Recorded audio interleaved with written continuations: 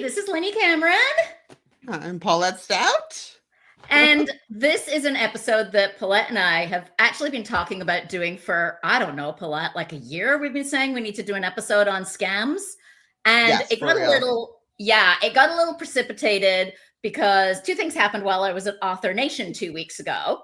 One, I will share in more detail exactly how it happened, but my laptop got doused in water. And I mean doused. And so, yes, it died. It had to go back to Apple. Bad news, okay? But also, I got to watch a presentation by Liz McLaughlin, who was talking about data security, how to avoid getting scammed. And it was a phenomenal presentation. And I ran up to her at the end of the session and said, will you come on the podcast? Because we've been wanting to talk about this topic. And you know your stuff inside and out. And we love getting experts who know more than us, even though we are experiencing scams up the wazoo, like most authors being targeted at us. I've actually had someone let me know was impersonating me. So we'll talk more about all of that. Yeah, it's scary stuff. And it's actually kind of funny when you dig under it too. But the point is, as writers, we are being targeted by scams left, right, and center. And part of it is like, writing is such an emotional thing, right? Like we're so attached to our work. And when someone comes to us and says like, I can make it work for you and I can get you name the dream that you wanted. Of course we want to listen. Of course we want it to be true, right? We want to believe these things. And that's how we end up getting scammed. And even the best of us, the smartest people out there get scammed. And so we kind of feel like this is something we can help you understand the scams a little bit more. So Liz is going to help us learn, like, how do you recognize the signs of a scam? How do you avoid them? We're going to talk about what are the common ones that we're seeing out there right now, how to kind of recognize them. Liz has so much experience and she's coming from kind of an IT background as well. So she's got lots of thoughts on security and how do we keep our information secure, which, you know, in writer world means how do you make sure you don't lose your manuscript, but also how do you make sure you don't lose access to your social media, for example, which is a very easy thing to have happen. I have writer friends who had 10,000 followers on Instagram and lost access to their accounts and they're never getting them back. They had to start from scratch. Wood on that one. It's scary stuff. There's gonna be a lot of like knocking on wood during this episode. I know. The main thing I want to say as we kick off here is our goal is not to scare the bejesus out of you and make you never want to touch the internet again. Our goal, and this is Liz's goal when she talks about this, is to give you the confidence to recognize so that you can move forward and do all your wonderful creative work and not live in fear and just know when to kind of have that spidey sense go off. So that's our goal. We're super excited about this episode. Liz is going to be phenomenal. You're really lucky that you're here to hear this. And let's just kick it off by doing a little bit of personal updates. Paulette, I know there's been some cover stuff going on because you and I have been going back and forth. What's going on in your world? Y'all, I hope you have a Lainey in your life because she's just the best, just so you know. She's just been really phenomenal as a friend and as an author, you know, fellow author, and lots of stuff going on in my life lately. My mom passed away and Lainey's just really just been this amazing support system. So I just really wanted to kind of like show you some mad love at the very top, Lainey.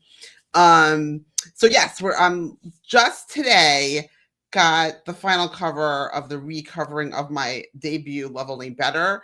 For those who aren't aware, my book is kind of straddles women's fiction and romance, and I was kind of like positioned it from a marketing perspective as more as women's fiction with like the covers and like the flowers and all the things like that. So, but everyone's like, this is romance. So redoing the covers. The new cover is like super sexy, very awesome, very exciting, very arresting, and I'm really happy with it. Demonza, y'all, go watch that episode. So that's great. Another exciting thing is that we've had this 9-author anthology launched a couple weeks ago. It's called Where Kindness Lives. And I think we all need a little bit of kindness this time of year and in general. So if you're interested in some really 9 short stories all around the theme of kindness, I encourage you to check that out and support the authors who are doing that work. And also, I'm just started writing my next book a little bit. I believe I'm going to have it be like a sapphic romance. So working on all those things, trying to get really inspired again. And Lainey, let us know what's going on in your world. There's always lots. Well, I am in San Francisco right now for Thanksgiving. I'm here for a couple of weeks seeing friends and family, which is really fun. I do not yet have my laptop back. I'll tell you the story of what happened to Author Nation. I was at a session and I got really excited and I got distracted and I took my water bottle and I put it away. And I got to the end of the session. I picked up my laptop bag and I walked to the bathroom and I realized there was water pouring down my leg from my laptop bag. And the water bottle was open at the top. and the entire Ugh. bottom of the laptop bag was full of water, and all the ports of one side of the laptop were in the water. And I, obviously took it out, tried to dry it out, turned it upside down, didn't dare turn it on, took it to the Apple store that afternoon. Thank goodness there's an Apple store right there in Las Vegas. And the guy took one look at it and he's like, water damage, we got to send this away.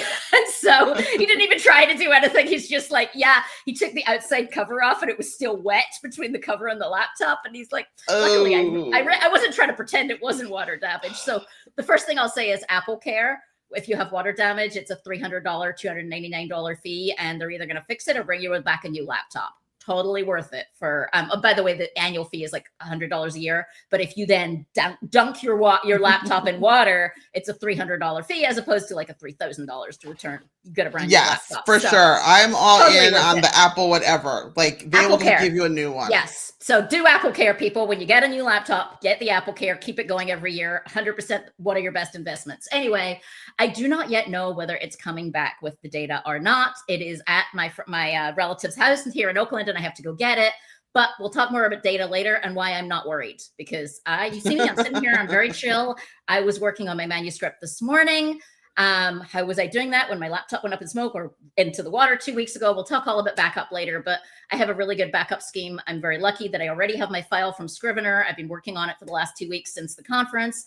I'm actually in a fellow author's house right now in San Francisco, and I was doing great this morning. I was moving forward with incorporating my beta feedback. Maybe I'm getting their energy or something from their space, but it's been fabulous. I'm moving forward. I'm making good progress on my beta feedback and incorporating it, still hoping to finish this year despite the laptop debacle. So also, if you're ever feeling really bad that like you did something really stupid, maybe you can just think of the moment where I basically poured an entire bottle of water into my laptop bag and know that everybody does this stuff and it's just life. So anyway, that's what's going on with me. Super excited. Author Nation was great. I learned a ton, great sessions, some really interesting sessions on creativity. For those who are not familiar, it's what used to be 20 Books to 50Ks conference, transitioned into Author Nation a couple of years ago, but it's a really large self-publishing conference, multi-genre self-publishing conference. And I found it very valuable. And I got to hang out with some writers I know from the writer support group that I host on Thursday nights. If anybody didn't know that I host a writer support group on Thursday nights with Charlotte June,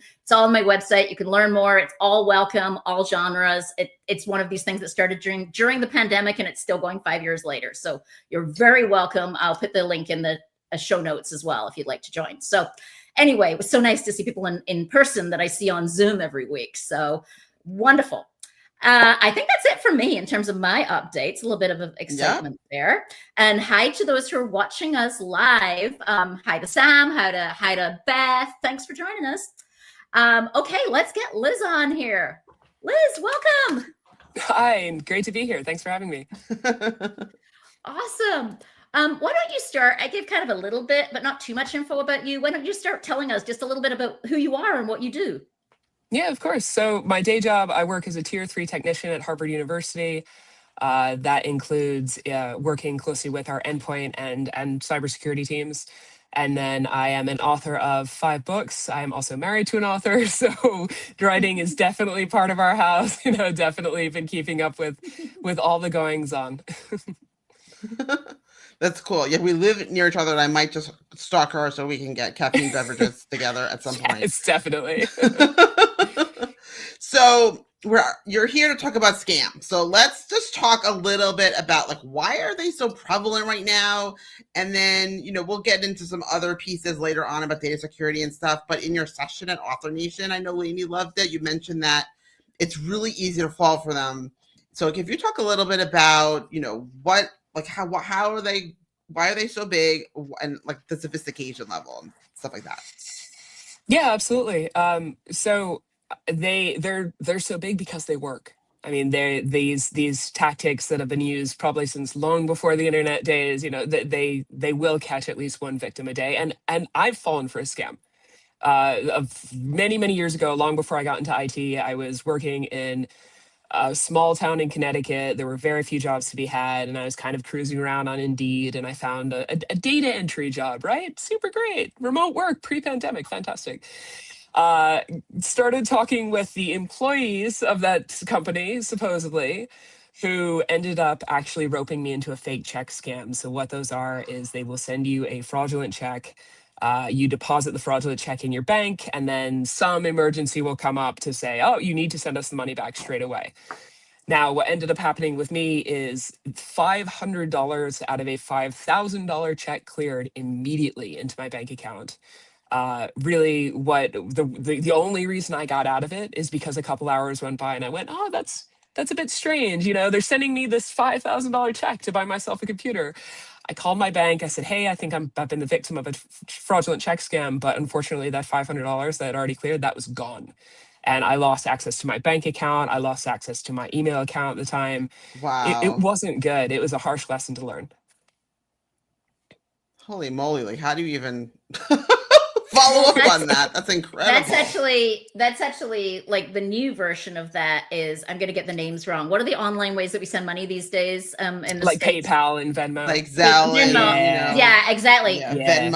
Venmo. Venmo is the one I was thinking of. It's really common with Zelle and Venmo because they send you money. And this is not really a writer scam, but they send you money and then they say, oh, wait, I need you to send some back, or there's some reason that you need to send some back, but you've got the money in your account. So you're like, okay, it's safe. I actually got the money, but people don't realize that Venmo and Zelle and all of those, they'll reverse the transaction if it turns out that the other person wasn't legit. And so you end up sending them money and that sticks because you're a legit person and their money disappears from your account. Yeah, it's a really common one. Yeah. Yeah. Anyway. Okay, so you talked a little bit, and I liked this in the session I was at about kind of the psychological aspects of they're going after certain types of scenarios, right? And authors are particularly vulnerable. Can you tell us a little bit more? Why are we so vulnerable? So I think authors are one of the more vulnerable groups because we're isolated. You know, we're not like in my day job, I go through cybersecurity training every year. I have peers that I can say, hey, I received this correspondence. This looks a bit funny. You know, so you when you're working solo, even though of course many of us have an online community, it's just very easy to fall into the trap, and you don't necessarily have someone to say, whoa, hang on, let's check that out. Yeah, and there's also you go, Pillet. No, yeah, so it's kind of interesting because like we do a lot of cybersecurity training like at my job, and one of the things they always talk about is that like artificial urgency that they always put on. Can you speak to the urgency piece and why that's so hard to resist and what to do about it? Absolutely. I mean, our biggest drivers in behavior are happiness and fear. You know, so I've come across, it was, I think on the 20 Books and 50K Facebook group, there was somebody who had received correspondence from Columbia Pictures. Hey, so-and-so, we read your book and we loved it and we want to opt it for a movie. So you get this big urgency to get a positive outcome in this case, you know, and they had done a reasonable job of trying to forge Columbia's signature, and they had their real address on there and everything. And of course, the other urgency that is unfortunately much more effective is fear. So things like saying your Amazon account has been compromised, your PayPal account has been compromised, you need to change your password right now. And we see this not just in you know, writers and solo entrepreneurs. We see this all the way up through. There was a person in a major political campaign a couple of years ago who compromised the entire political campaign because it was the middle of the night and they felt like they had to act right then. Right. Yeah, that's actually how some of my we're kind of on the phishing stuff, but that's actually how some of my friends lost access to their Instagram is they clicked on a link that gave someone access to their Instagram. And why did they click on the link? I've heard two versions. One is you get a message that says, oh, look, this is a video of you. And your first reaction is like, oh, I want to see this video of me. The other one is exactly what you said, like it's a fake, your account is compromised. Click here to reclaim your account before it goes. And what do? You click on the link before you even think about it. And what you actually did was give admin access to your account to somebody. And now they go in and they change all the passwords and you're locked out of your own Instagram and good luck. You're done. You can't get back in because good luck finding Instagram help if you ever can. Yeah, that's a non-thing. That's not a thing. I don't know if they actually exist, but I've never heard of anyone getting through to them. So. No, for sure. So let's talk about the different types of scams. We're going to talk a little bit more about phishing in a minute, but I really want to talk about some of the scams that are going after authors right now, because I got to tell you, I'm getting like 10 of these a day. And I know we're all seeing different ones. So like, let's just all of us talk about like, what are we seeing? What should people look out for in terms of types of scams that are going after authors right now? And Liz, I don't know if you want to start this off, but we have a long list too. So think phishing and spear phishing are the most common ones with authors. So phishing is sort of your wide net. You know, they're going to send the same email to 5,000 people, and at least one person's going to click on it, and hopefully more if they get their way. What I'm seeing a lot with authors specifically is spear phishing. So going on, grabbing an author's book summary or summaries, throwing it into ChatGPT, and making yourself sound like a reviewer or the leader of a book club. And then the other thing that I'm seeing is you know, those PayPal scams, the PayPal, Venmo, your account is compromised. Don't see a lot of smishing and vishing specifically with authors, but it's just becoming a more prevalent scam in the general public. Okay, what is that? Smishing and Explain what phishing. those are, please. Yes. So smishing is just a fancy word for SMS phishing or text phishing. Okay. I think the one that everyone might have seen, and I even saw this when we were living abroad, was you know, your package is sent to the wrong address. Click here to correct the address. Or when I was living abroad, it was, oh, you received a package, but you need to pay more import taxes on it or something like that. And then vishing, Lainey will remember from the presentation at Author Nation, vishing is actually the use of voice impersonation. So either I can call someone up pretending to be you, and if they're not familiar with you, they might think that I'm you. Or we are seeing, unfortunately, that talk at Author Nation now means that my voice is out there. It takes 2 minutes to actually create a fake and believable AI voice. So if I wanted to, I could grab 2 minutes of someone speaking and just make it sound like they're the person calling. Yeah, that's again, I'm not on a writer one here, but if anyone's living abroad, I'll just let you know that's one that exists both with Chinese students in the US and also with people in Mexico, that someone will call your grandmother with your voice and say that you've been taken hostage. And unless they pay money to this account right away, they're going to do horrible things to you. And they never had the person. The poor Chinese student is out like at the bar with their friends, and grandma calls and they don't answer the phone right away. And grandma assumes that, oh my God, they really have my grandkid or, you know, their kid or whatever. I mean, I actually have to tell my mother about this one because to your point, my voice is everywhere. So it's easy for someone to replicate my voice. Yeah, it's sad and scary stuff. Let's talk a bit about some of the very specific writer ones. And this is the moment where I want to say Victoria Strauss. Got a few. Victoria Strauss, writer beware.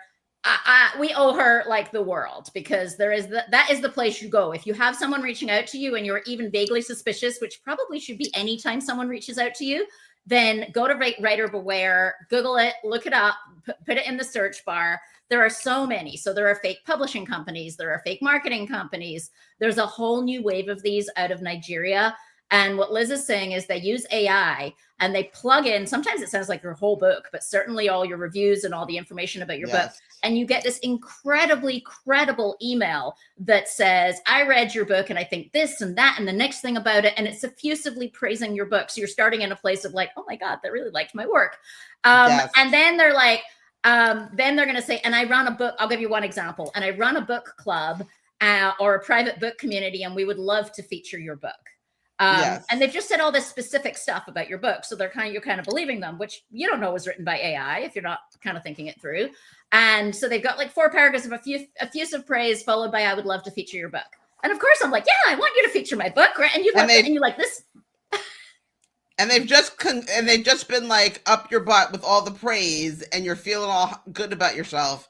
And then they say, and for this amount of money, I will do whatever. And they try to talk about how big their audience is and their big programs and all the things. I'm like, if you're so big and whatever, like, why are you emailing me? Because you would have people coming to them. Like, it just, you know, big thing is like, does this make sense? Like, I just got one before the show started here. The subject, the sender says document control. So it sounds like a scary type of thing. Is a signature requested on document with a document, like, and it's just a link. Like, it doesn't have a person's name. It doesn't have anything. But it makes it sound like, oh, did someone send me something to sign? And, you know, like the whole, that thing, you know.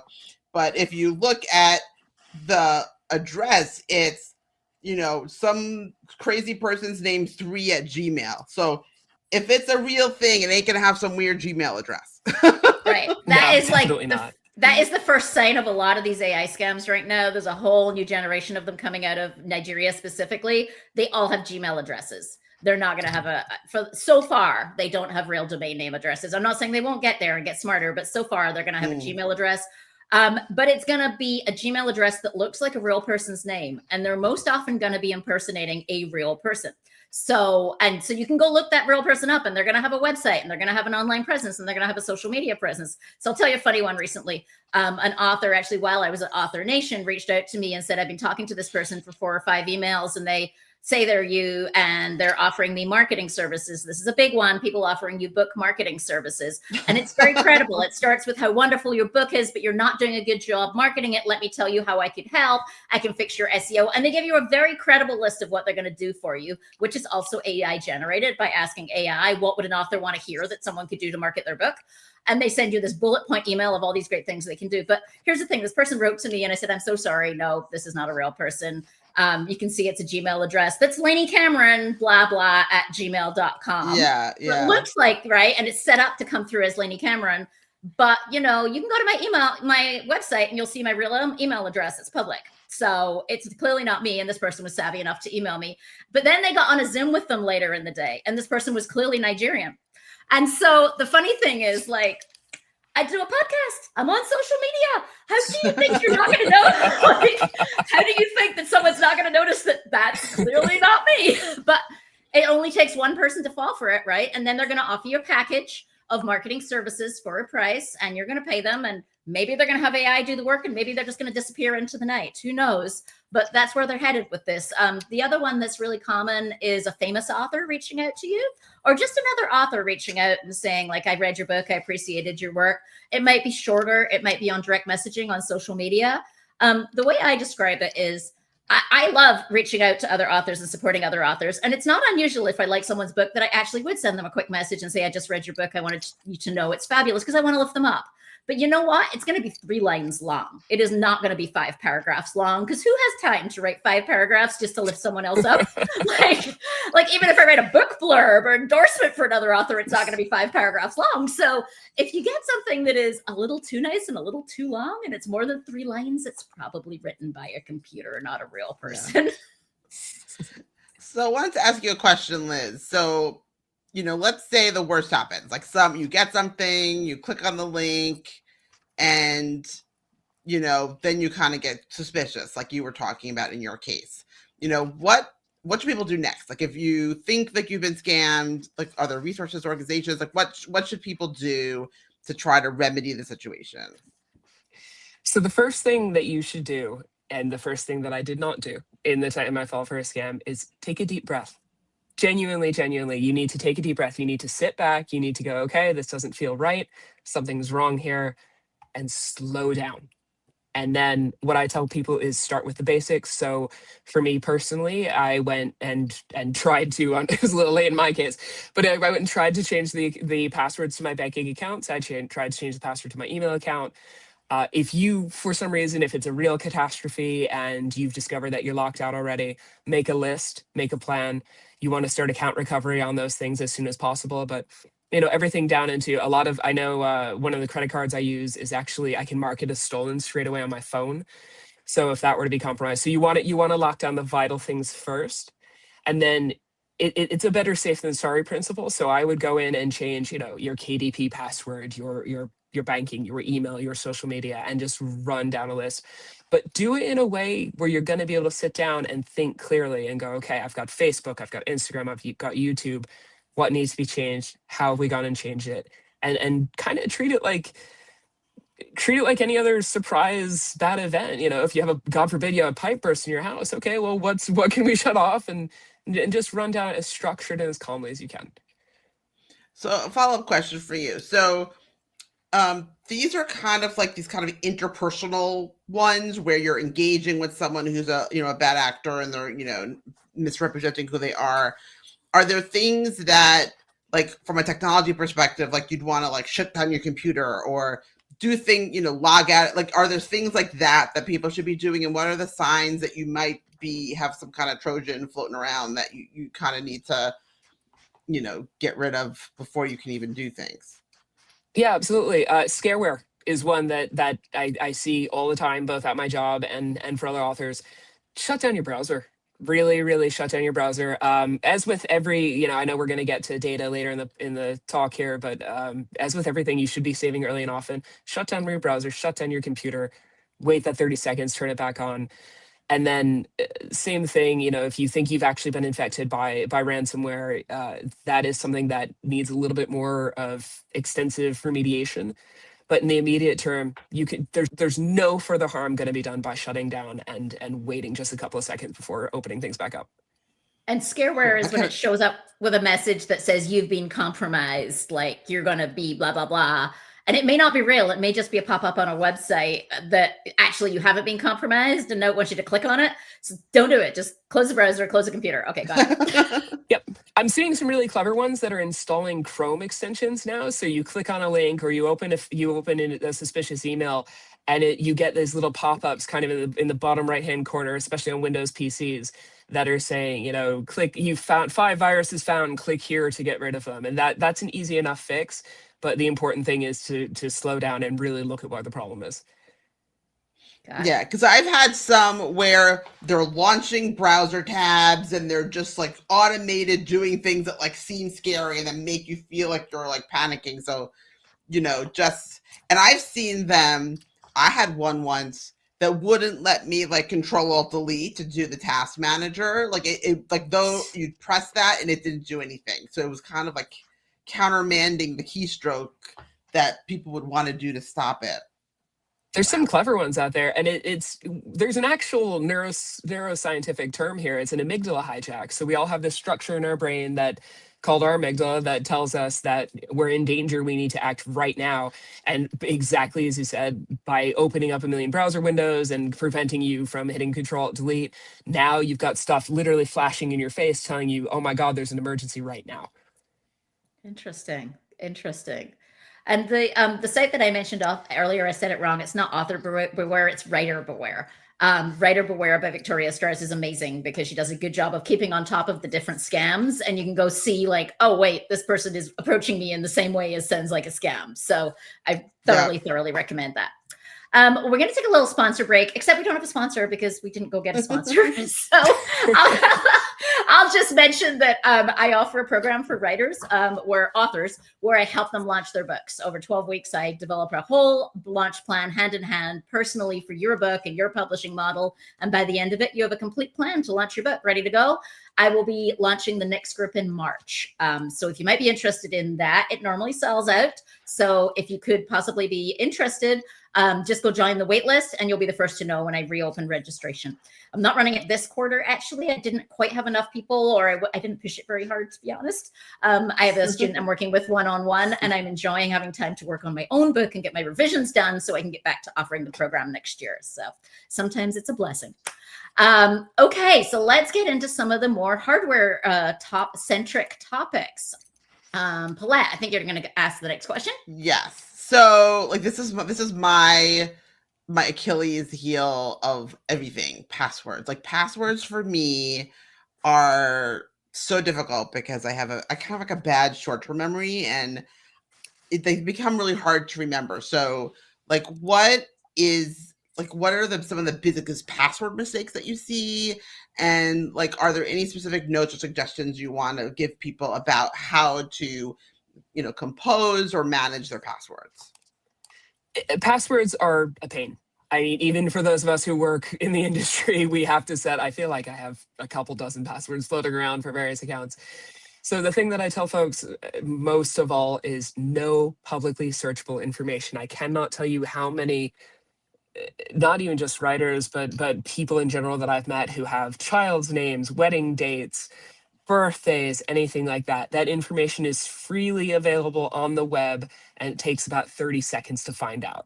So if I find out that you've got, John, Luke, and Moira as children, I'm going to give that a shot and see if that's going to crack your password. The other thing is you want to make it fairly random. So if you are going to use a word, if you are insisting on using Fido's name, substituting a 1 for the I and a 0 for the O is going to be more helpful. What we're seeing now becoming even more effective than passwords is passphrases. So that lovely Fido password with the capital F and the 1, where we substitute it out, that's not nearly as secure as the green kangaroo drove my yellow car. And you want to keep it absolutely random. Yeah, it's, Right. Random but memorable to you. And then, Yeah. sorry, yeah. Fido is the best dog ever in the universe, but the first letters of it kind of thing. Got it. Something like that. Yeah.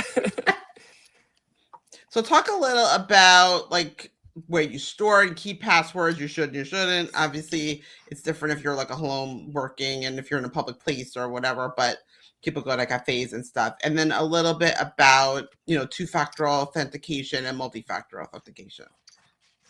So password storage, rule number 1, please don't put it on a file on your desktop. I have seen, we can laugh about it, but I have seen CEOs do this where they put all their passwords on the file on the desktop, and then their information or their access to their computer is compromised, and then we have a bit of a bad day. So I recommend folks to use a password manager. 1Password is the one that I recommend for every single person, regardless of their operating system. It's cross-compatible with iOS, Android, Windows, and Mac. If you're an all-in on Apple person, which I think you both said you are, iCloud Keychain is actually very, very good. And then there's other ones out there, but I recommend, Google it first. If you want to use a third-party one, absolutely Google it first.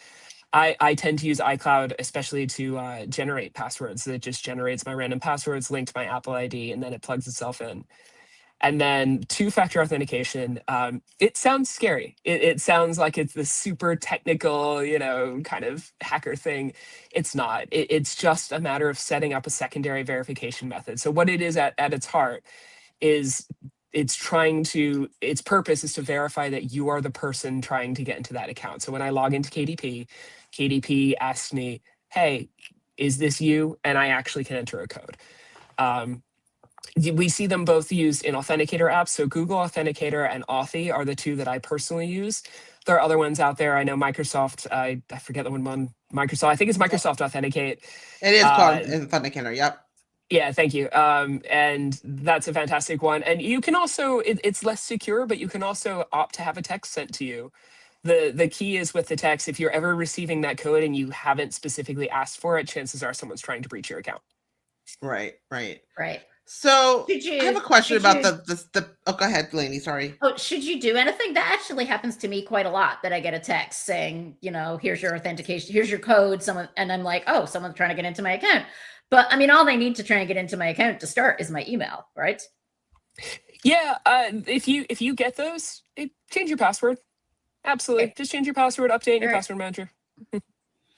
So I've been very suspect of password manager. So it's really interesting to see that you're a big fan of them, because I'm kind of like, I don't want like all my password with some tech overlord someplace, and I don't know what the hell. Like, what happens if someone hacks into the password manager? Like, can you talk a little bit about why you think password managers are a good choice?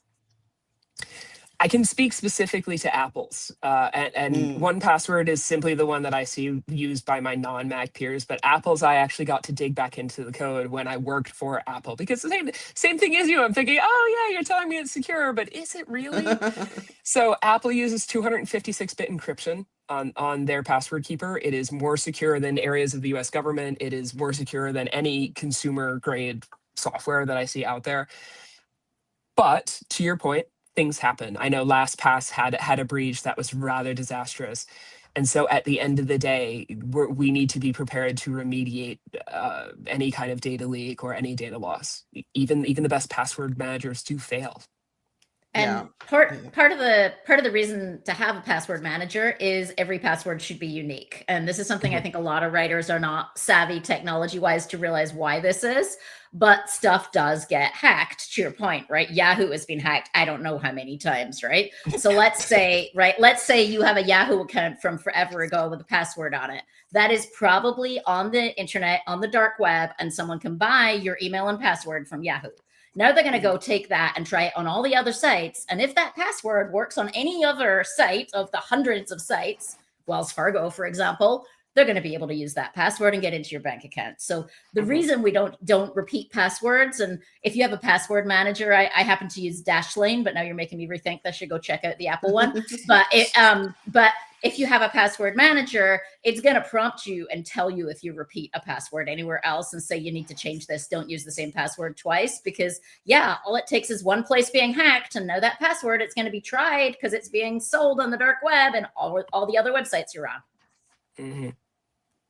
One thing I do, because I don't use a password manager, is I don't use the same password for like financial and banking places like any other place. So you can like you can kind of do that on your own. Like, so figuring out, so if God forbid something does get, like you're doing on your author nonsense all over the place, at least your bank is gonna be okay, because you don't use the same password on your banking accounts or on some of your accounts where you have active credit card, if you're on like MailChimp or BookBrush or like any of those things where you have like a recurring charge, they have your credit card information. Using different passwords for things that you have credit cards with, is also helpful, I think, too. And Absolutely. don't forget that KDP pays money to your bank account, right? If you're a KDP author. And that's one of the things these scams are doing. I'm a famous author, I'd love to talk to you. I have a marketing firm I can recommend. And now you're talking to the marketing firm, and the marketing firm's asking for access to your KDP account so they can set your KDP keywords the right way, right? Like, that's actually part of these scams. Sometimes is they're asking for access to your KDP account, and you hand it over because they're on your marketing team now. No, you're absolutely right. And the most secure password storage is in your brain. If you're someone who can remember all of that and you feel comfortable remembering that. And what I caution folks as we integrate AI more and more into our lives is don't forget that you are the best keeper of your secrets. And like you said, Lainey, about handing things to your marketing team, or maybe you have a virtual assistant or a personal assistant. Now you have another avenue of access, and you need to be doubly vigilant. Actually, that's a really good point, because I help people with marketing. And one of the things I recommend is never hand over the master access to your social media accounts, even to your sister-in-law, like even to someone you trust to the ends of the earth, because God forbid that person gets run over by a bus and they're the only person who has the keyword for your account and the access to your account, and you ain't getting it back to the Instagram. Good luck emailing them. So like, even if it's someone you trust to the ends of the earth, you want to keep the access, that if it has to have a password reset, that goes to you and your email, not the person who's helping you. And I actually made that mistake once with an account. I had a friend helping me, and she set up a social media account for my old podcast and then completely forgot what the password was that she set and what the email was that she set up to use it with. And so I lost access to that account, and it's still out in the world with the name of my podcast on it, but whatever. So like, and there's nothing, it wasn't malicious, right? There's nothing I can do. There's nothing she can do. She forgot what email she used and she doesn't have access to it anymore. So don't give access. Yeah. And that's the danger I know that there's, there are lots of folks who listen to this podcast who would just rather hand everything off to someone else to just do it. And I think one of the things, if you listen to this show, we are always encouraging you to do as much as you can yourself. Hire your editor. We're not telling you not to hire people. We have people on here to hire, but that's why we always encourage you to do as much as you can yourself. Learn how to do these things. Get unafraid from some of the technology pieces, so that when, things happen, you can, be engaged and, have some agency about solving your own tech challenge for yourself. Yeah, like Instagram is a great example, because it's very easy to say, okay, I'm hiring someone to set up an account for me, and they're going to set up the account in your name, and they're going to use your photo and your posts and all of that, and they're going to do it for you, but you don't have access to the account because they set it up.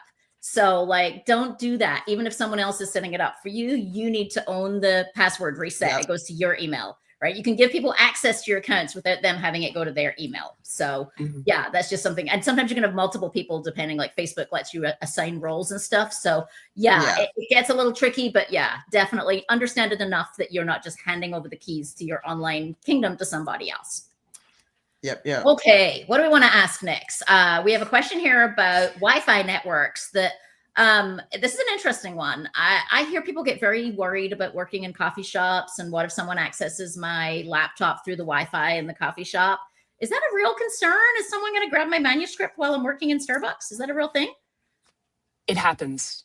It is a real thing that really does happen to folks. So I I am totally fine working in a coffee shop, but that is because I use an encrypted browser, and I also am, as a consequence of my day job, I check the IP address. So I'll actually go and check the IP address that my computer is pulling to make sure it's not on what we call a pineapple network. And pineapple networks are networks that are set to impersonate a real network. So Starbucks being the quintessential example, if there's two networks available and one of them says free Starbucks Wi-Fi and the one underneath it says underscore free Starbucks Wi-Fi, which one's the real one? So I recommend to people, if you're transmitting information, if you're working on a document that you're absolutely concerned should stay secure, if you're doing banking, social media, anything like that, use a VPN. There's plenty of free options out there. Yes. TunnelBear is one that I use personally. I believe Wireshark. There's NordVPN. There's a lot of them out there. I know TunnelBear has a 2 gigabyte kind of freebie. So if you're just in there and you want to pop in to make a Facebook post or anything, you can throw that on there without any additional cost. But yeah, better safe than sorry. It's called sniffing when someone goes around in a public area and they pull what information they can. It does happen, and people do lose access to their information. And I see a comment from Sam in the comments, which is interesting, saying whenever I give someone access like to my website to work on my website, I set up a temporary password for them. And that's smart, right? Like they have a temporary password, it changes or goes away after they're done with their work, but they don't have the ability to reset your password. So that's a good way to do it. Right. That's great. Right. That makes a lot of sense. So we're going to move into backup. Obviously, this is a topic close to my heart right now. But was there anything else, Paulette, that we missed that we wanted to talk about before backup? A little water, lady? Paulette is showing me a glass of water right now. Like, I'm sorry, it's me. I'm sorry. It was me. Let's move into backup. So let me point something out. So this is my backup drive. I'm holding it up. I use Mac Time Machine. But I'm going to challenge everybody who is watching this. How often do you plug that into your computer? I sure don't do it every single day at the end of the day. Sometimes I run off to have a drink with my husband and I'm not focused on plugging in my backup drive every single day.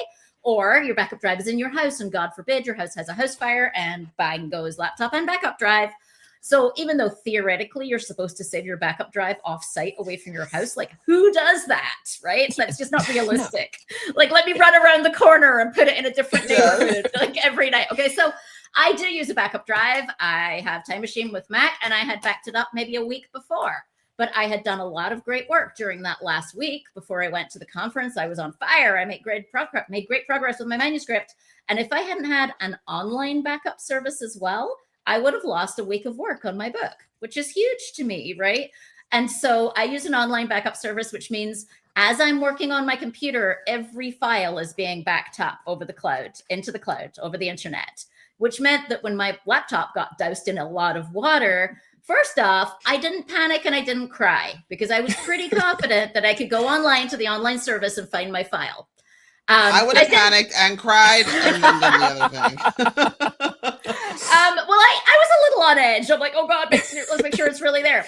But it was, and even on my phone, I was able to go look at the files and go, okay, yeah, I see the latest file from this morning. It said that it was backed up as of that morning. I was able to download just my Scrivener file because I'm actually working on a borrowed laptop from my mother. Thanks, Mom, for giving me your laptop for 2 weeks.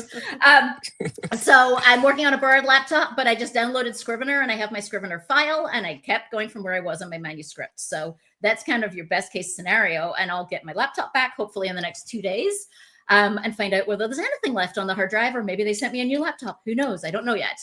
But my point is just a backup drive is not enough. And I'm sure Liz is going to agree with me here, but like, Liz, what do you think about backup solutions? So I'm back up in 2 or more places. I'm like you, Lainey. My writing is also on a cloud software that I feel is secure enough. So I originally implemented that actually because at the time when I was first starting out, I didn't necessarily have my computer with me. I had my phone. And I was writing on breaks at work. So 15 minutes, 500 words, get the words in. But it was useless to me to have to maybe copy and paste into a manuscript. So cloud storage and hardware storage. I also use Time Machine. I want you and everyone to know that even us IT folk destroy computers. I actually had an unfortunate encounter with a bowl of chicken soup earlier this summer at work. that was not my favorite day to have to walk back in and say, uh, you know, and I also just stood there and went, no way, you know? But so I do Time Machine. For my Windows friends, you can just do this yourself. Plug in a backup drive. There are backup services out there, but if you just drag desktop documents, photos, videos, you know, drag the stuff that's vital over, and I have iCloud Drive, so. That Time Machine drive that Lainey mentioned is very useful for having an entire image of your computer. So I actually did get a new laptop. I think it took all of 2 hours to put it back as if it was totally fine. I Yeah. plug in a couple of times a week, but I also, you know, this is what I do for work. So at least two places, preferably three. You can have a Dropbox, Ulysses backup, and Time Machine drive. But the reason I recommend this is as you say, you know, if your drive unfortunately got run over by a car with your laptop in your backpack, you'll have another way. And let's say you got hit with a hack that same day. Well, okay, now you've got a third way. So it's really, it should be more than one. 2 to 3 is fine. More than 3 is probably overkill. And also kind of know yourself a little bit, because like back in the early days, like you really had to do manual backups. And for me, like I would just never do that. You know, I would just never do them. So for me, I use a solution called Backblaze. It was pretty affordable for me. I have one computer. It just runs in the background. It backs up like, you know, every whatever minutes or whatever it does. And then I get a report, and you can restore things, and there's different types of services they have. So, you know, there are some good, you know, you can look at some reputable, you know, software review sites of what's good, you know, cloud backup solutions, and look at the prices and see what works for you, and look at the complexity if that's something within your comfort zone. But definitely recommend having, like, you know, like Liz said, you know, at least one, maybe more cloud-based ones that you can potentially augment with stuff like Lainey uses, which is like more, you know, hard drive in person. Yeah, I'm using both. Backblaze is very similar to what I use, which is called Carbonite. It's the same idea. It's Yep. backing up over the cloud. I used to use Yep. Backblaze. I just ran into a tech glitch. It was unique to me. But yeah, they're kind of the same idea of constantly backing up. I do have a question though, because I actually had someone on my writer support group say, oh, I'm good. I use Microsoft, so everything must be being backed up to OneDrive. And I just had this moment where I said, can you just go make sure that you can find it? Because is the default that Microsoft is going to be backing up to the cloud for you, or do you have to turn it on? You have to turn it on. Okay. And okay, I will say that OneDrive, unfortunately, is one of the least stable cloud backup softwares I've come across. Yeah. So, okay, good to know, people. If you're using Word and you're assuming your Word is safe, don't just make that assumption. Go work out if your settings are right. Go work out if you can really get to your backup, because, you know, IT professionals like Liz, they actually run drills where they go make sure they can access the backup and it works. They don't just assume because there is a backup that it will be there and that it worked, because unfortunately, even backup systems fail. Yep. Yeah, and I've been meaning to do that because I know I have, and I keep your paper version somewhere. I just checked before we got on. I'm like, do I still have that little password of like what your account and all your things are, so that you actually log into the stupid thing if you don't have your computer? Because if all of your things are automated access and logins, and you don't even remember what website it was because I can't remember the name of the company that's backing you up. So just kind of keep all that information someplace. So if it happens, if you have a water or computer situation, you'll be able to actually get in touch with the company that you're paying to help you. Absolutely. Good point. Yeah, it's kind of like, who is the insurance company when the house burns? Like, yeah, exactly. Right. Not the moment when you're in the most rational state of mind to deal with it, right? No. So one of our last questions here, we're skipping around, is before we wrap up, like, we've tried to kind of give people an idea of what to watch out for, but also we don't want to leave people terrified, right? And I liked how you talked about this at Author Nation. Like, our goal is to make people confident. Is there any mindset that you would recommend to authors so that we can kind of navigate that balance of like cautious but confident to move forward with our lives? Yeah, absolutely. So I find that most people, it's funny, when I had the pleasure of working for Apple, a lot of customers were coming to say, oh, I'm sorry, you know, I'm not tech savvy, I don't know what I'm doing, and all this stuff. They were the most capable people. So I think the first thing to remember is you've got this. You know more than you think you do. You're more capable than you think you are. And the second thing is I look at it kind of like a habit. You know, if I wanted to, not that I plan to do this, but if I wanted to sign up to run the Boston Marathon, I wouldn't be able to go do it tomorrow. I mean, it's a practice. We use it in the industry. We say cybersecurity practice for a reason. And so taking small steps and small steps that you can take today and just building on that and making it part of your routine, and also hold it near and dear because this is your business and it should be top priority. And I was just thinking with the backup services, you know, that's part of your business expense. So understand that you can do more than you think you can, and also that you will become good at this. It just takes practice. So a last question, I want to answer this too, and I'm interested to see what you think, Liz, because we were like, what is that one thing you want people to take away from our conversation? If people are going to do one thing to improve their security practices, let us know what that is, because I have an answer, but I want to hear what you say first. Let's do the expert. I think if you ask 10 technicians, you get 10 different answers. So the thing I would have folks take away is do an audit. Sit down, look at your accounts. You know, what is your social media? What is your KDP? When's the last time you changed your password? What is your computer looking like? What are your backup solutions looking like? And this is something that I know if I wrote this all down on a piece of paper, it's going to look very daunting, but going, okay, this week I'm going to do a password review and change my passwords. Next week, I'm going to go out and buy a drive and that, you know, and then back up using whatever backup service I want. Take it in little pieces, but look at the business as a whole, and not necessarily, you won't feel so much in the dark if you look at it piece by piece.